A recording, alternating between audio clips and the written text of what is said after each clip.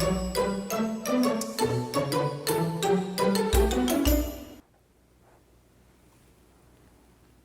here. Hello everybody, I'm Nancy Quinn, and I'm here with Penny. You all remember Penny. She adopted us a few years ago. In fact, I've got actually a pretty cute story about it. It's chapter 28, called We Bought a Cookie and Saved a Penny. But actually, that isn't what I wanted to talk to you about today. Oh dear, what is it? You're just tired and I'm keeping you awake. When every author writes a book, normally they have a few favorite paragraphs or maybe a few sentences that they really like or they're particularly proud of, or it just means something to them. And I'm no different, because when I wrote this book, there is a few sentences in here, very short paragraph, that always had an incredibly special meaning to me. I didn't really think anybody else would notice or pay attention to it. There's over 400 pages in this book. So imagine my surprise when I received a correspondence from someone who talked about this particular passage that is my favorite and how much it meant to them. I was really surprised, but of course I was very pleased. And I just kind of, filed it away under something that makes you feel like you've accomplished something. Well, a few months later, I received another email about this very same passage, my favorite, that was in this book. And I thought, wow, that's kind of amazing, because I didn't really think anyone else would notice.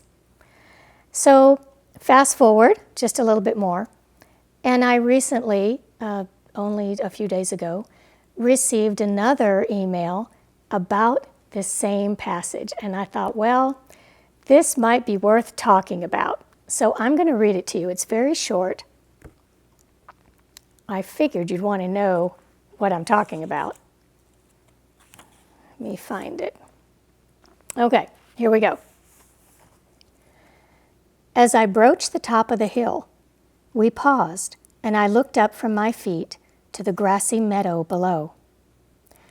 It was then that I saw it, one golden aspen tree, kissed by frost, shimmering like a single flame in a sea of evergreens that bordered the far edge of the field. I was alone in my thoughts, reflecting on that tree, wondering how much we were alike, standing on our own, growing and thriving, despite being somewhat out of place. It had a beauty of its own, proud and unapologetic. So why not I? Why not?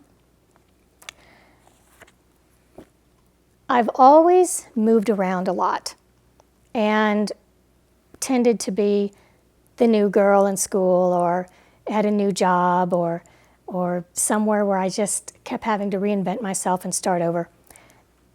And I never really fit in anywhere and often wasn't accepted. And I don't have any theories, and I'm not even going to try to figure it out. But this passage for me was important, and apparently it's touched other people who have had similar experiences. And I really like the idea of kind of wherever you're planted, that you can still thrive, that you can still be the best that you are, but you don't necessarily have to change or try too hard to fit in, that you can be yourself. And so I'm always the aspen tree in a sea of evergreens, and I'm surprised that other people kind of had those words touch them as well. And so I just thought it was really, really fascinating and just a little food for thought. Well, speaking of food for thought, it's getting to be our supper time, so I probably should get my dinner ready and make sure that we get the puppy supper started. So I will talk to you all again soon. And if you do decide to pick up a copy of Stay West Young Woman, It is an ebook and a paperback. And if you decide to read this passage, I would love to know what you think of it, or if it meant something special to you. Or perhaps there's another section in the book, or any of my books, frankly, where my words have somehow touched your heart or had some kind of special meaning for you. I would love to know that. It really encourages me and kind of keeps me going, and that's what I work for, is to make those kinds of connections, and to maybe as you're reading, just make that hour or make that 15 minutes that you've set aside to spend time in my world with my books and my family, that it will help you feel a little bit better. So have a great evening, and I will see you soon.